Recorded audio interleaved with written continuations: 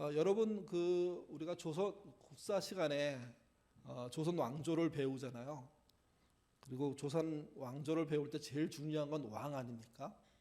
조선이 505년의 역사를 갖고 있는데 27명의 왕을 외우는 것은 조선의 역사를 이해할 때 되게 중요하다. 저희 어렸을 때 국사 선생님이 그렇게 강조하셨습니다. 그래서 이제 조선 역사 배울 때 가장 첫 시간에 칠판 이쪽 끝에부터 저쪽 끝에까지 왕의 이름을 쭉 써주셨어요. 그러고 난 다음에 앞자만 다 따가지고 암기를 시킨 거죠. 그래서 빨리 외워라. 그래서 외우면 쉬는 시간을 주고 외우지 않으면 안 주고. 그래서 그날 다 외워버리게 하시더라고요. 놀라운 건 이거예요. 잘 몰랐는데 강제로 외우라고 하니까 어느 정도는 외운다는 거죠. 그래서 아마 조선 왕조의 27명의 왕에 대한 이름을 알고 있는 분들이 참 많을 겁니다. 여러분 어떻게 외우셨습니까? 이렇게 외웠죠. 태정, 태세, 문단세, 예성, 연중, 임명선, 광인, 효현, 숙경영. 그리고 그때 제가 늘 헷갈리는데요. 정순, 헌철, 고순. 우리 선배 중에 고순이라는 형이 있는데요. 27명의 왕의 이름이 어디는 조고 어디는 종이고 이렇게 나누잖아요. 연산군에 가서는 연산이라고 부르기도 하고. 어쨌든 조선 왕조 500년을 이해할 때 27명의 왕의 이름은 굉장히 중요합니다. 그래서 이걸 암기시키려고들 하는 것이고 국사 선생님들은 한 글자씩 따서 암기를 시키는 거죠. 특별히 역사는 암기할 게 참 많습니다. 숫자라든지 연도라든지 또는 어떤 구성이라든지. 그래서 암기법들을 만들어내죠. 왕조의 암기를 왕의 순서를 암기하는 것처럼. 그 암기법 중에는요 연산법이라는 게 있습니다. 연상법. 그러니까 바로 직접 내용을 외우기보다는 어떤 상징을 끌어내 가지고 어떤 리듬과 어떤 방식을 끌어내 가지고 외우기 쉽게 만드는 거죠. 한 교회 목사님이 십계명을 이제 가르치게 됐는데 교회가 꽤 막 6, 70년 된 교회임에도 불구하고 교인들이 십계명을 외우고 있는 분들이 거의 없는 거예요. 그래서 굉장히 골똘하게 생각해서 어떻게 하면 쉽게 외울까. 그래서 성경 구절을 그대로 적어보기도 하고 또 이런 방법 저런 방법으로 암송을 생각하다가 연상법 하나를 만들어냈어요. 그 연상법은 숫자에 의한 거예요. 우리 같이 한번 교독해 보면 좋겠는데 제가 첫 번째 여러분이 두 번째 한번 이렇게 연달아 보면서 교독해 보죠. 하나, 한 분이신 여호와 하나님만을 섬기라. 3. 삼가 여호와의 이름을 망령 때에 일컫지 말라. 5. 오직 내 부모를 공경하라. 7. 칠흑 같은 마음으로 간음하지 말라. 9. 구차하게 거짓 증거하지 말라. 예, 이렇게 만드셨답니다. 약간 이렇게 억지 같은 것도 있고 또는 너무 도드라지게 직선으로 가서 그냥 대놓고 얘기하는 것도 있는데 이 목사님이 만든 것은 하나부터 10까지 숫자를 가지고 그 다음에 따라오는 그 계명을 연결시킨 거죠. 이렇게 가르쳐주고 이렇게 암송을 하니까 교인들이 잘 외우더래요. 여러분 사실은 이런 목사님들 만나기 쉽지 않아요. 무슨 말이냐면 가르치고 배우게 하는데 최적의 조건을 만들기 위해서 최선의 어떤 환경을 만들기 위해서 머리를 짜내고 지혜를 짜내고 방법을 짜내고 그리고 가르쳐주고 그걸로 훈련시켜서 결국은 외우게 하는 거. 교인들도 굉장히 재미있어 했어요. 다른 교회에서는 전혀 볼 수가 없는 우리 교회에서만 볼 수가 있으니 얼마나 좋을까. 그런 기쁜 마음들이 드는 거예요. 그리고 너도 나도 이것을 암송한 거죠, 이게. 근데 이 암송에는요, 슬픈 사연이 있어요. 세월이 흘러서 목사님과 교인 몇 명이 분쟁이 일어났어요. 갈등이 일어난 거예요. 목사님을 공격하는 분들이 목사님의 잘못을 찾아낸다고 찾아낸 것 중에 하나가 이 십계명 연상법이에요. 어떻게 연결을 시켰냐? 성경은 1.1획도 틀림이 없어야 되는데 저 목사님은 처음부터 성경을 마음대로 해석했다는 거죠. 마음대로 갖다 붙였다는 거죠. 그때부터 문제가 있었다고. 그래서 교인들을 가르치려고 했던 이 십계명 연상법은 실제는 그분이 쫓겨나는 이유가 되는 결과를 맞이하게 됩니다. 물론 이거를 뭐 예상했을까요? 예상하지 않았겠죠. 오직 교인들이 수십 년의 교회 생활을 하면서도 십계명을 모르고 있으니까 알면 좋겠다는 일념으로 만들었는데 관계가 안 좋으니까 이건 역시도 아무 쓸데 없게 되어버렸다는 겁니다. 그럼에도 불구하고 성경 안에는요, 성경 말씀 또는 시 또는 계명 같은 것을 잘 외우게 하는 방법들을 찾아내는 사람들이 있습니다. 또 실제 성경의 기록에도 그런 흔적들이 있습니다. 오늘 본문이 그런 건데요. 오늘 본문은 그 알파벳 시라고 부르는 그 장르예요. 뭐 이렇게 장르라고 해야 될지 모르겠지만 좀 어렵게 말하면 답관체라고 하는데요. 영어로 아크로스틱. 그러니까 순서에 따라서 나열되는 시. 뭐 1, 2, 3, 4, 5, 6 이렇게도 시작할 수 있고 알파벳으로 따지면 히브리어니까 알렙, 베틀, 기멜, 탈렛 뭐 이런 식으로 해서 끝에 타우까지 이렇게 이어지는 방식으로 첫 자, 둘째 자가 계속해서 알파벳 순서대로 되는 거죠, 이게. 그래서 알파벳이라고 불리기도 해요. 그러니까 22개의 히브리어 알파벳을 나열하는 방식으로 시를 쓴 거예요. 이유는 간단해요. 그렇게 쓰므로 기억하기 쉽게 하기 위해서, 분명하게 외우게 하기 위해서. 물론 우리 입장에서는 되게 어려운 시예요. 왜 그러냐면 우리는 히브리어를 안 쓰잖아요. 히브리어 22개 알파벳을 있는지도 모르잖아요. 어떻게 읽을지도 모르잖아요. 그러니까 이 시편은 한글로 번역이 되면 알파벳이라는 그런 특수한 문체가 사라져버려요. 그래서 되게 난해한 거예요. 우리로 치면 기역, 니은, 디귿, 니을 이렇게 가야 되는 거니까. 근데 어쨌든 히브리 사람들은 자신들이 여러 가지 이렇게 시를 지을 때 자기 후손들이 또 주변 사람들이 잘 외우게 하기 위해서 자신의 알파벳을 순서대로 사용하는 방법을 썼던 겁니다. 그리고 그 방식에 따라 시편 37편이 기록된 거죠. 외우게 하려고 하는 거예요. 왜 외우게 하려고 할까요? 중요하기 때문에. 앞에서 말씀드렸듯이 조선왕조 505년의 역사를 볼 때 27명의 왕의 이름을 아는 것은 조선왕조 전체의 이야기를 얽기 위해서, 풀어내기 위해서는 가장 중요한 뼈대와 같은 거거든요. 그런 것처럼 신앙 안에서도 이건 기억해야 돼, 이건 잊지 말아야 돼 하는 것들이 존재하고 그것을 기억시키기 위한 방식으로 알파벳이 형식들을 취해서 만든 거죠. 그리고 외우게 한 거예요. 정확하진 않지만 유대인들은 성경을 많이 암송시켰대요. 그래서 모세오경을 다 외우게 했다는 얘기도 있고요. 그다음 시편을 다 외우게 했다는 얘기도 있고 잠언을 다 외우게 했다는 얘기도 있습니다. 그중에 가장 정통한 것은 그거예요. 시편 암송은 거의 모든 유대인들이 했다는 겁니다. 예수님이 십자가상에서 이렇게 하신 말씀들이 있는데 그 말씀들의 상당수가 시편이에요. 그래서 학자들은 그렇게 얘기해요. 예수님이 그 고통 중에서 한 일이 뭐냐면 시편 1편부터 외운 거예요.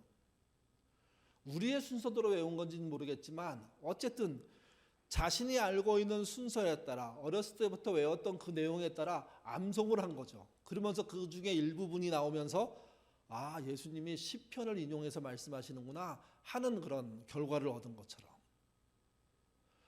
특별히 시편을 외우게 한 것은 많은 의미를 함축하고 있기 때문이래요. 오늘 시편 37편은요.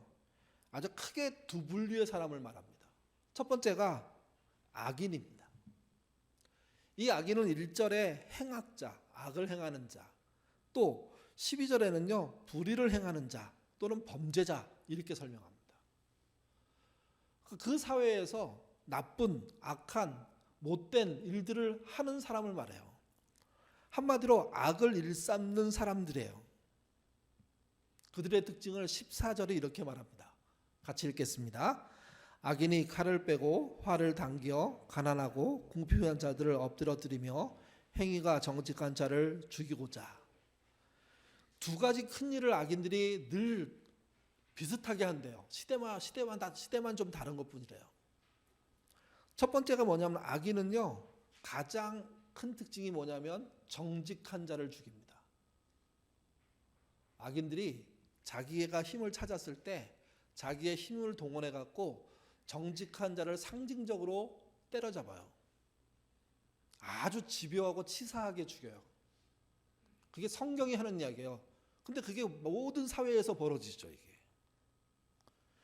흠집을 찾아서 그 흠집을 크게 만들어서 그 흠집으로, 사실은 일반 평범한 시대에는 그 흠집은 별 문제도 안 되는 거였어요. 근데 그거로부터 그 사람을 저격해 버리는 거예요. 먼지털 기술로 접근하는 거죠. 오늘날만 그런 거 아닙니다, 여러분. 과거부터 그래 왔던 겁니다. 털어서 먼지 안 나는 사람이 어디 있어? 이런 식인 거예요. 모든 것을 털어보는 거예요. 주변의 모든 것을 찾아서 괴롭히는 거예요. 그러면 제풀에 꺾이든지 아니면 뭐 하나 나오든지. 이런 식의 수사, 이런 식의 어떤 공격, 이런 식의 삶들이 시대마다 벌어지고 지금도 벌어지고 있는 일이고, 그게 악인들이 자기의 힘을 사용할 때 가장 일반적으로 쓰는 방식이에요. 또 한 가지는요, 가난하고 공평한 사람들을 살기 어렵게 만들어요. 부자들은 더 살기 좋게 만들고, 가난한 사람들은 더 빼앗게 만들고, 빼앗기게 만들고, 빼앗겨도 할 말이 없게 만들어버리고, 더 무섭게 공권력을 행사하고. 이게 오늘날 얘기가 아닙니다. 다윗 시대에도 이미 그랬고, 하나님은 다윗에게 그 말씀을 해주고 있는 거죠. 악인이 칼을 뺏고 활을 당겨 가난하고 궁핍한 자들을 엎드러뜨리며 행위가 정직한 자를 죽이고자 한다. 그러면 절망 아닙니까? 악인에 의해서 의인이 날아가 버리는 형태가 되고, 가난한 사람들은 더 가난해져서 못 살게 되는 형태가 되어버리는 거죠. 이게. 오늘 부분은 그런 시대에 하나님이 주시는 소망이에요. 그런 시대도 이길 수 있다고 얘기하는 이야기예요. 이게. 1절 2절 말씀 같이 읽겠습니다. 1, 2절입니다. 악을 행하는 자들 때문에 불평하지 말며 불의를 행하는 자들을 시기하지 말지어다. 그들은 풀과 같이 속히 배임을 당할 것이며 푸른 채소같이 쇠잔할 것이미로다. 하나님의 말씀입니다. 물론 다윗이 기록했지만, 다윗을 통해서 다윗이 느낀 깨달은 하나님의 말씀은 무엇이냐?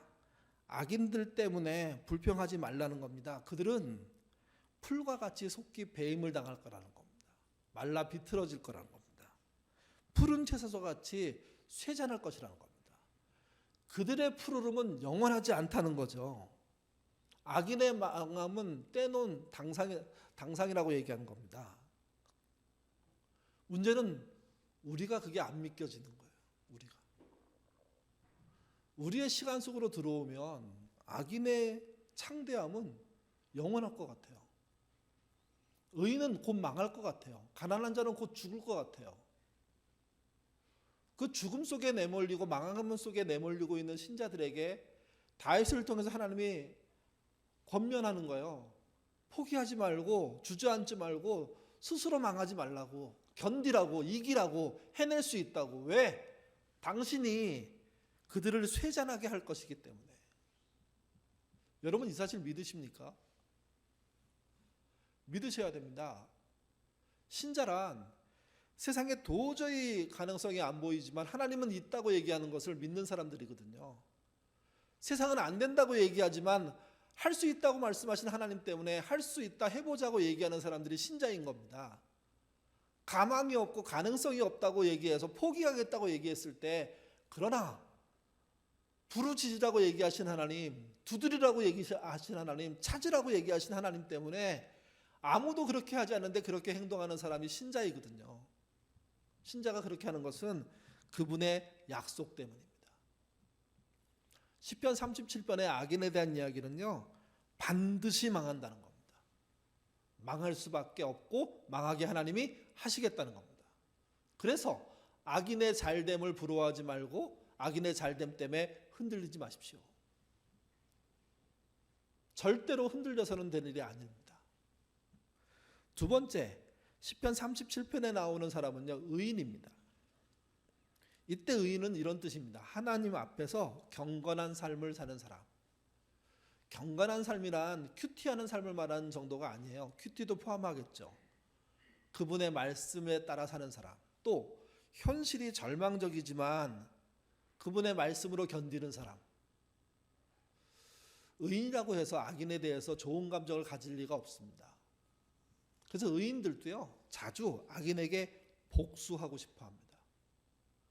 근데 하나님은 복수하지 말라고 합니다. 복수는 누가 하신다고요? 하나님이 하신다고. 여러분, 이 사실 믿으셔야 됩니다. 대항할 수 없어서 대항을 못하는 게 아니라 하나님이 하신다고 하니까 대항을 멈추는 게 신앙인 겁니다. 그들을 저격하고 충분히 그들을 무너뜨릴 수 있는 나한테 카드가 있음에도 불구하고 쓰지 않는 이유는 내가 그걸 씀으로 나도 악해지는 일에 참여할 수 있게 되는 것이기 때문에 내가 하겠다 하신 그 말씀, 내가 그 결과를 내겠다고 하셨으니까 그분께 맡기고 내 카드를 안 쓰는 거죠. 그게 용기고요. 그게 믿음입니다. 그 믿음이 진짜인 겁니다. 의인에 대해서 37편은 이렇게 말합니다. 7절에서 9절입니다. 같이 읽겠습니다. 여호와 앞에서 잠잠하고 참고 기다리라. 자기 길이 형통하며 악한 꾀를 이루는 자 때문에 불평하지 말지어다. 분을 그치고 노를 버리며 불평하지 말라. 오히려 악을 만들 뿐이라. 진실로 악을 행하는 자들은 끊어질 것이나 여호와를 소망하는 자들은 땅을 차지하리로다. 현실은 부정한 자들이 땅을 차지하잖아요. 전세 사기라는 그 사건들을 이렇게 봤을 때 그 뒤에 누군가 있다는 얘기가 지금 계속 나오고 있습니다. 그들이 땅을 차지하고 있죠. 더 많이 갖고 있죠. 근데 성경은 오늘 본문은요, 전혀 그렇게 얘기하지 않습니다. 여호와로 인해서 소망을 가진 사람이 진짜 땅을 차지하게 될 거라는 겁니다. 현실과 너무 달라서 아멘하기가 쉽지 않습니다. 근데 하나님은 현실과 다른 상황 속에서 승리하시겠다고 말씀하십니다. 그 승리의 약속을 믿는 게 믿음인 겁니다. 악한 방법을 그래서 따라가지 않게 되는 거죠. 여러분, 그러셨으면 좋겠습니다. 현실적으로 캄캄하고 차지할 수 없는 것이고 차지할 가망성도 없다고 하지만 근데 하나님이 있다고 하시니 그것을 믿고 견디는 겁니다. 내가 쓸 수 있는 카드를 쓰지 않고 견디는 겁니다. 복수하지 않고 견디는 겁니다. 그럴 때 땅을 차지하는 결과가 있게 될 것이고 그로 인해서 감사하게 될 겁니다. 그날을 기대하며 견디시기를 바랍니다. 오늘 본문에서 의인에 대한 이야기는 네 가지로 나옵니다. 첫 번째가요, 소망하는 자입니다. 9절 말씀. 진실로 악을 행하는 자들은 끊어질 것이나 여호와를 소망하는 자들은 땅을 차지하리로다. 우리가 금방 앞에서 읽었던 말씀이죠. 이때 소망하는 자란 말은 그 메시지가 아주 괜찮게 의역을 했는데요. 어떻게 의역했냐면 하나님께 투자한 이들이라고 의역했습니다. 메시지를 번역한 유진 피터슨 목사님은 대단히 현실적으로 세상을 보는 것을 성경을 통해서 보여주는 거예요. 사탄한테 투자했냐? 아니면 세상한테 투자했냐? 하나님께 투자했냐? 의인은 하나님께 투자하는 이들이라는 거죠. 그러면 하나님에 의한 결과들이 나오게 될까 하는 겁니다. 투자란 무엇입니까? 그 사람의 시간, 재능, 물질을 말합니다. 그 사람이 가용할 수 있는 영역들을 말합니다. 그것을 충분히 악한 방법으로 세상에서 투자할 수 있는데 그렇게 하지 않고 하나님이 투자하게끔 한 방식으로 하는 거죠. 대표적인 게 복수하지 않는 겁니다. 원수 갚지 않는 겁니다. 이 사실은 중요합니다. 왜 그러냐면 우리 예수님이 원수 갚지 않고 십자가에서 원수를 대신해서 죽으셨기 때문에, 그랬기 때문에 십자가 구원이라는 게 생겼잖아요. 그런 방식으로 하나님이 투자하십니다. 이 투자는 분명할 겁니다. 30배, 60배, 100배일 겁니다. 그걸 믿는 게 의인입니다. 그분의 방식으로 투자하고 그분의 방식으로 살고 그분의 방식으로 시간을 쓰고 그분의 방식으로 나눔과 물질과 재산을 나눌 수 있는 삶을 사는 삶. 그런 삶이 의인이고 그런 삶이 우리가 돼야 됩니다. 그래야 교회가 다르다는 얘기가 나오죠. 두 번째, 온유한 자입니다. 의인은 온유한 자입니다. 11절 같이 읽겠습니다. 그러나 온전한 자들은 땅을 차지하며 풍성한 화평을 즐거워하리로다. 여기서 온유한 자라는 얘기는 그 메시지 성경은 겸손한 이로 번역했습니다. 겸손한 이. 그러니까 스스로 충분히 실력을 뽐낼 수 있어요. 그렇지만 하지 않는 거예요. 물론 하나님이 주신 재능을 잘 써서 영광을 돌리는 일도 해야 되겠죠. 근데 악인과 싸우는 문제에서는 덜 사용하려고 자제하려고 애쓰는 삶, 그게 여기서 말하는 겸손한 이에요. 이 온유한 삶이란 이야기를 할 때 가장 대표적으로 등장하는 사람이 누구냐? 모세입니다. 민수기 12장 3절에 이렇게 말합니다. 이 사람 모세는 온유함이 지면의 모든 사람들보다 더하다. 그러니까 모세라는 사람이 나이가 들수록 젊었을 때 혈기가 죽고 어떤 어려움 앞에서도 흔들림 없이 하나님께 물어볼 수 있는 사람이 된 거예요. 믿음의 실력은 세상이 요동칠 때 흔들리지 않고 하나님께 묻는 겁니다. 그리고 그 물음을 통해서 얻게 된 깨달음으로 움직이려고 하는 거죠. 그 사람이 온유한 사람이고 겸손한 사람이란 겁니다. 의인이 그렇습니다.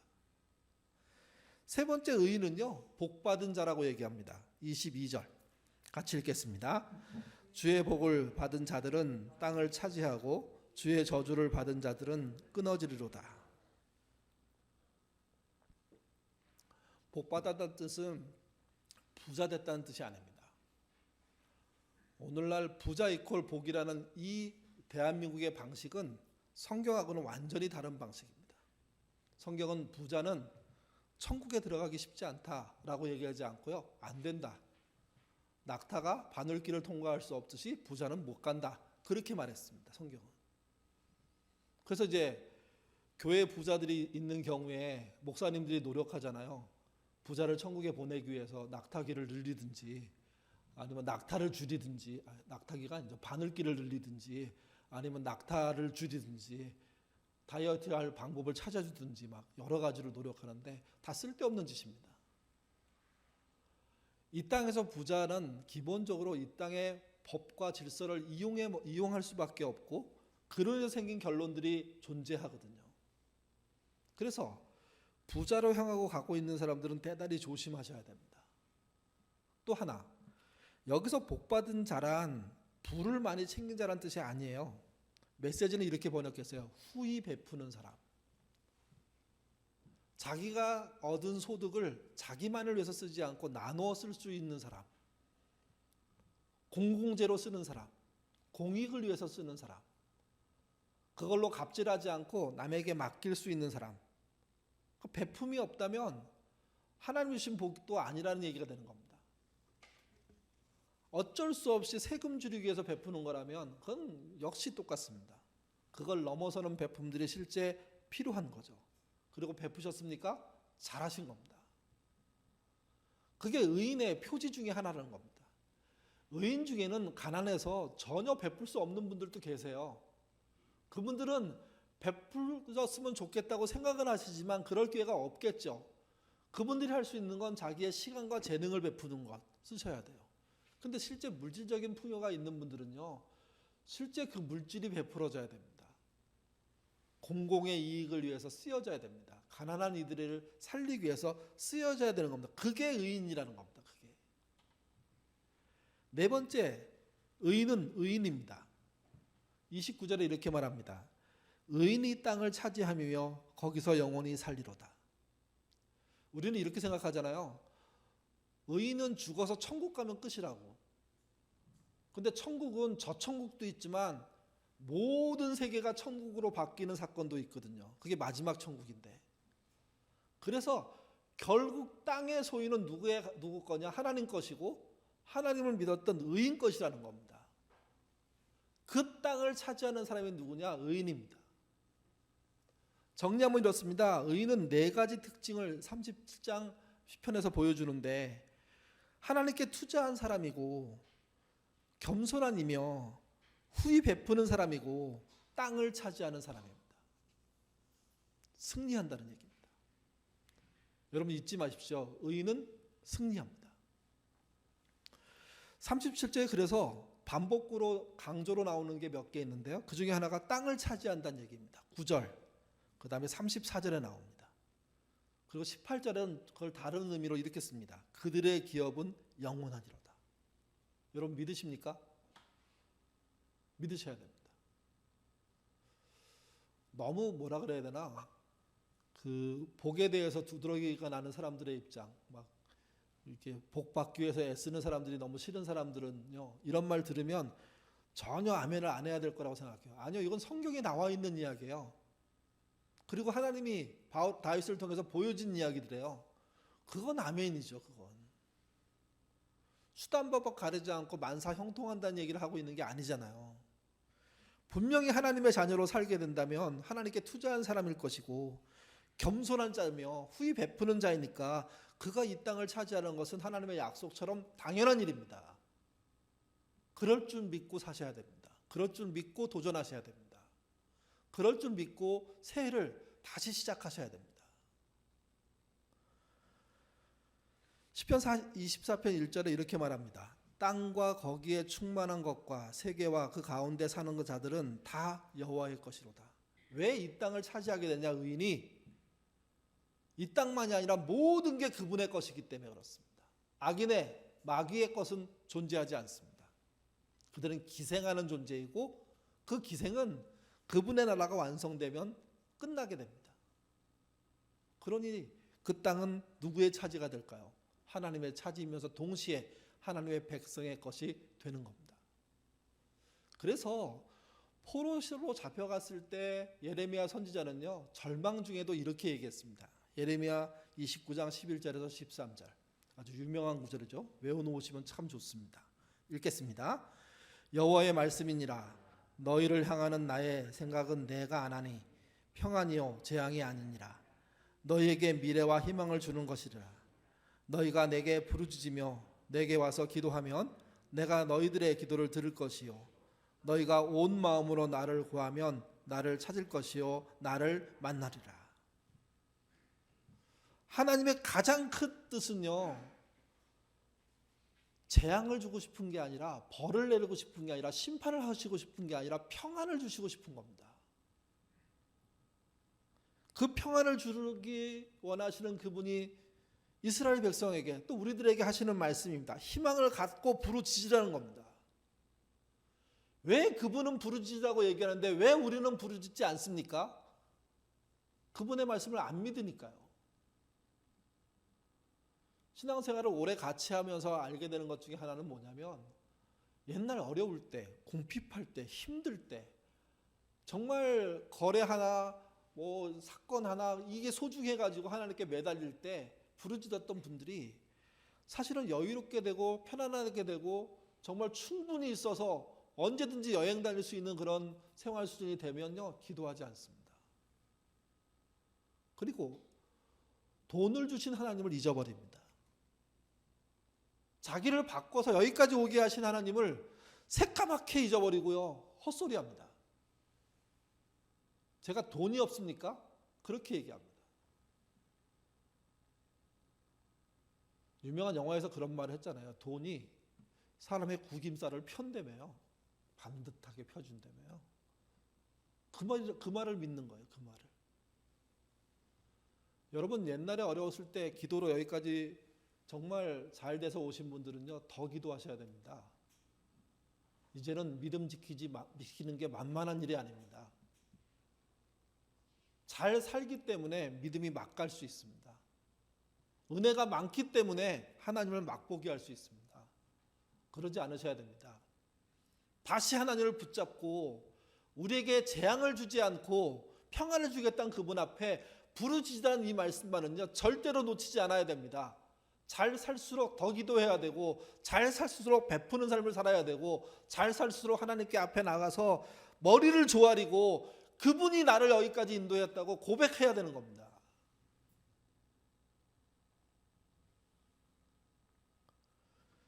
승리하고 난 다음에 승리를 까먹는다고요. 성공하고 난 다음에 하나님과 등진다고요. 왜? 하나님보다 돈이 더 소중했기 때문입니다. 그거 아니잖아요. 그것 때문에 기도하신 거 아니잖아요. 그러면 더 간절히 기도하시고 더 의인답게 살기 위해서 하나님께 투자하시고 베푸는 삶 사셔야 됩니다. 교화라는 단어가 있습니다. 가르치고 이끌어서 바르게 한다는 거죠. 교화를 가장 많이 시도하는 것이 교도소입니다. 또 교화를 위해서 사람들이 그곳에 자원에 들어가 있습니다. 스님이라든지 신부라든지 목사라든지 또 자원봉사자들이 얼마나 많은지 모릅니다. 편지로 교화 활동을 하는 분이 있고요. 상담으로 교화 활동하는 분이 있고요. 노래로, 연극으로, 음악으로, 글을 쓰는 걸 가르침으로, 하여튼 굉장히 인간이 쓸 수 있는 많은 방법을 동원해서 교도소에서 교화라는 걸 합니다. 근데 한 사람 교화시키는 게 쉽지가 않습니다. 20대 갓 지난 스님이 있었습니다.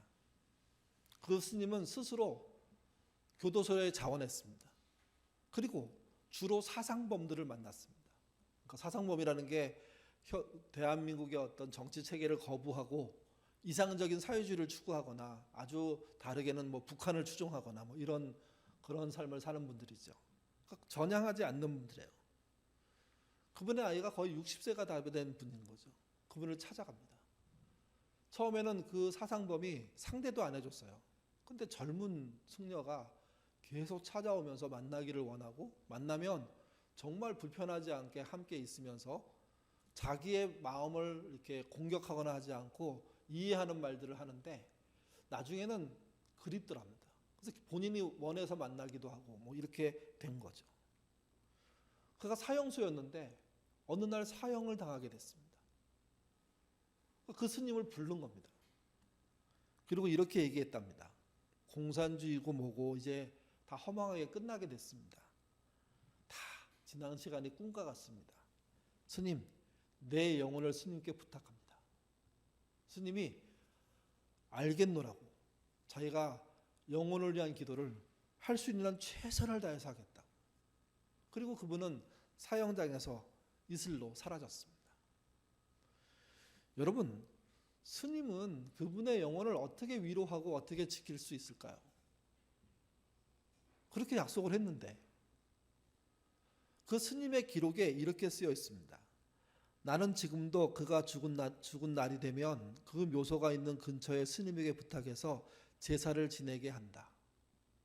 그분이 그 죽은 영혼을 위로하는 방식입니다.